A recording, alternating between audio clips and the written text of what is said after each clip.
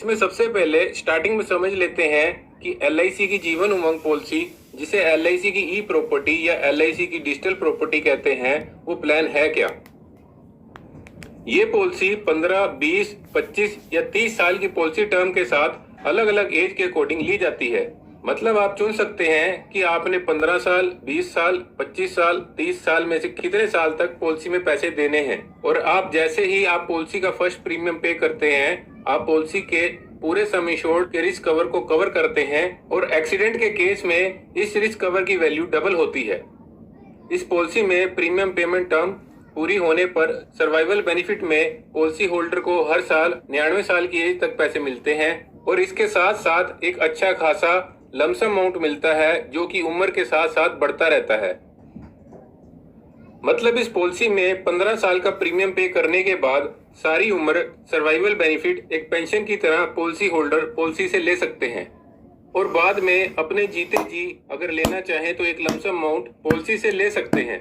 इसे और अच्छे से समझने के लिए एक एग्जांपल लेता हूं, जिसमें एक पॉलिसी होल्डर जिनकी एज 25 साल है और अभी अभी कमाने लगे हैं, वो अपनी फ्यूचर को प्लान कर कर इस पॉलिसी में अपनी सेविंग करते हैं। अगर इसमें वो 15 लाख के सम इंश्योर्ड पर पॉलिसी लेते हैं तो इसमें फर्स्ट ईयर का ईयरली प्रीमियम, जो कि थोड़ा ज्यादा होता है, वो होगा 1,23,196 का और बाकी के 14 सालों का प्रीमियम 1,20,544 का होगा।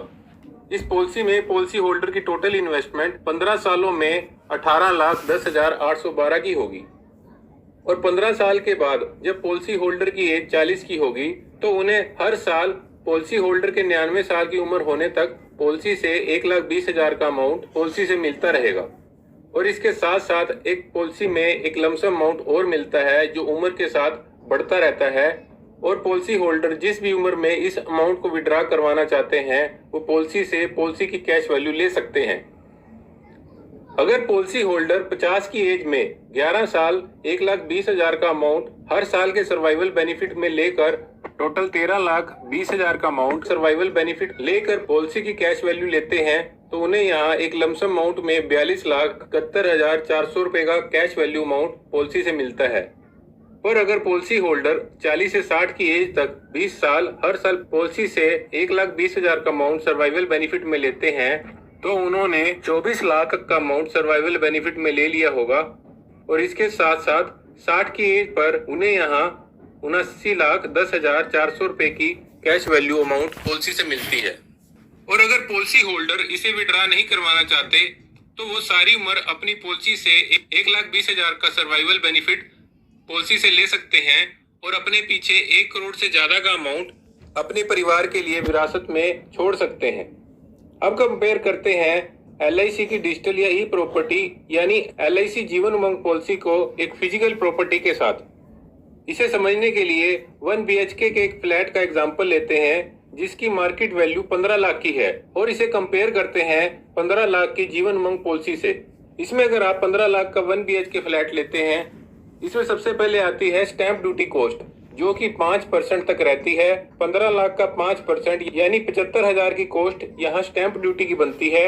इसके बाद आता है डीलर का कमीशन जो कि 2% तक का रहता है। 15 लाख का 2% यानी 30,000 का अमाउंट डीलर की कमीशन में लगता है। इसके बाद टोटल कॉस्ट जो फ्लैट की बनती है वो 15 लाख की नहीं रह जाती, वो बनती है 16,05,000 की।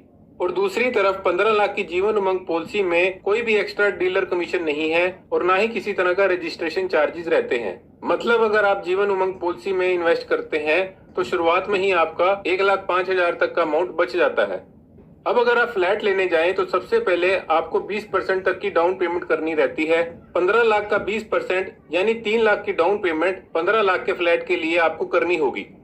दूसरी तरफ अगर एलआईसी की ई प्रॉपर्टी यानी जीवन उमंग की बात करें तो इसमें डाउन पेमेंट की तरह फर्स्ट ईयर का प्रीमियम रहता है जो कि पिछले एग्जांपल में डिस्कस किया था 1,23,196 का रहता है और इसके साथ ही पॉलिसी स्टार्ट हो जाएगी। फिजिकल प्रॉपर्टी यानी फ्लैट में आपको फर्स्ट ईयर के 20% की डाउन पेमेंट के बाद उसी साल से बाकी 80% अमाउंट की ईएमआई भी देनी होगी। अगर ईएमआई कैलकुलेट करें तो 15 लाख का 80% यानी 12 लाख का लोन अगर 14 सालों के लिए 8% के इंटरेस्ट के हिसाब से लिया जाए तो ईयरली ईएमआई बनती है 1,42,740 की। अब अगर देखा जाए यहाँ आप अगर 15 लाख का फ्लैट लेते हैं तो फर्स्ट ईयर में ही आपने 5% स्टैंप ड्यूटी के 75,000, 2% ब्रोकेज के 30,000, 20% डाउन पेमेंट के 3 लाख, बाकी 80% अमाउंट की लोन के फर्स्ट ईयर ईएमआई के साथ टोटल 5,47,700 रुपए पे करके फ्लैट के पोजेशन के लिए अप्लाई करते हैं, जो कि आपको 6 महीने से 1 साल या 2 साल में मिलती है।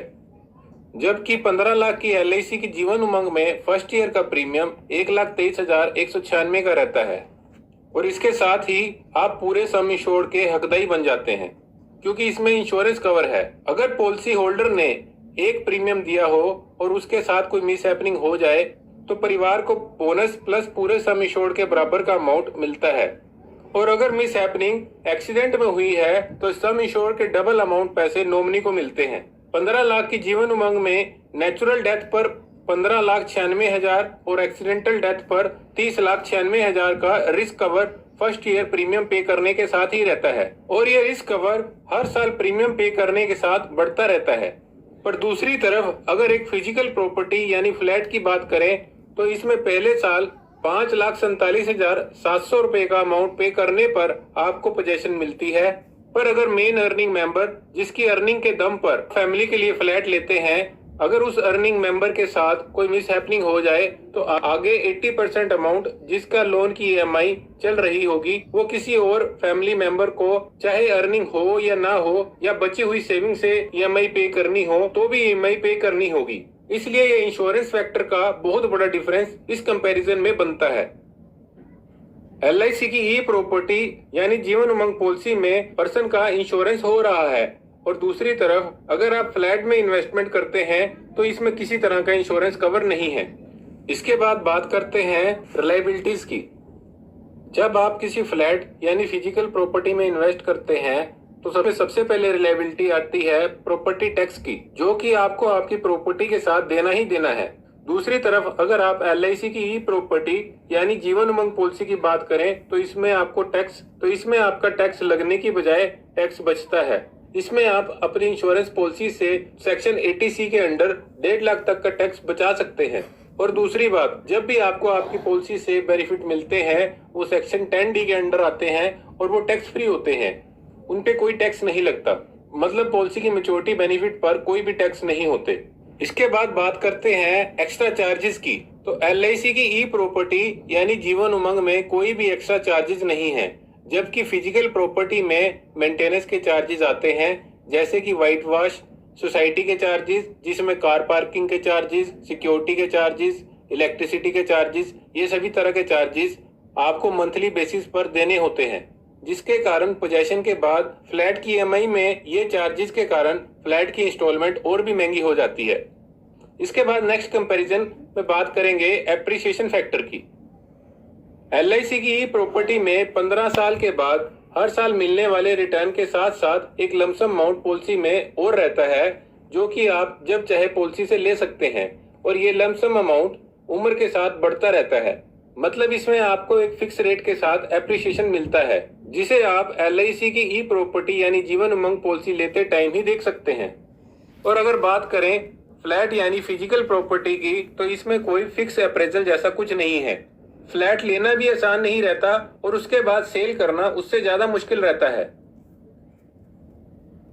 और फिजिकल प्रॉपर्टी के साथ एक डिस्प्यूट और भी रहता है प्रॉपर्टी में नॉमिनेशन का, जिसमें आपको आपकी प्रॉपर्टी में आपके बच्चे कितने % की हिस्सेदारी है ये सब डिक्लेयर करना रहता है, क्योंकि आपके बाद आपके बच्चे जब आपकी प्रॉपर्टी को सेल करते हैं तो एक तो सेल में उन्हें दिक्कत आती है और सेल के बाद नॉमिनेशन के अकॉर्डिंग हिस्सेदारी में भी दिक्कत आती है। बट जीवन उमंग पॉलिसी में नॉमिनेशन में कोई भी दिक्कत नहीं रहती। पॉलिसी में आप अलग अलग नॉमिनी बना सकते हैं और उनको उनकी परसेंटेज के अकॉर्डिंग पॉलिसी में हिस्सेदार बना सकते हैं। इसके बाद बात करते हैं रेंट की। अगर पोजेशन के बाद अगर आप फ्लैट में खुद नहीं रहते, इसे रेंट पर देते हैं, तो प्रॉपर्टी में हमेशा एक फियर फैक्टर रहता है कि किराएदार सही है या नहीं और किराया सही टाइम पर देगा या नहीं। किराएदार अगर सही से भी रहे तो भी कोई ना कोई तोड़फोड़ रहती ही रहती है। कई फ्लैट तो साल में 6 महीने किराए पर रहते हैं और कई सालों साल खाली रहते हैं। और हर बार नए किराएदार को लाने के लिए ब्रोकर को हर बार ब्रोकरेज चार्जेस देने पड़ते हैं। अगर आप अपनी फिजिकल प्रॉपर्टी को रेंट पर देते हैं तो आप फ्लैट के ओनर कम चौकीदार बन जाते हैं। आधी रात को भी आपको किराएदार का सोसाइटी से कोई इशू आता है तो उसको आपको अटेंड करना होगा।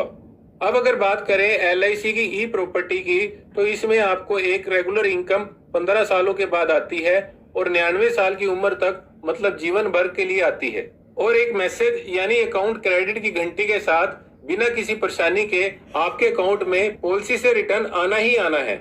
और आप जब चाहें जिस साल चाहें पॉलिसी से लमसम अमाउंट लेकर पॉलिसी बंद करवा सकते हैं। तो इस तरह दोस्तों ये पॉलिसी आपको सारी उम्र रिटर्न देती है, जिससे आप अपनी रिटायरमेंट प्लान कर सकते हैं और आखिर में आपकी एक अच्छी खासी वेल्थ जनरेट करती है।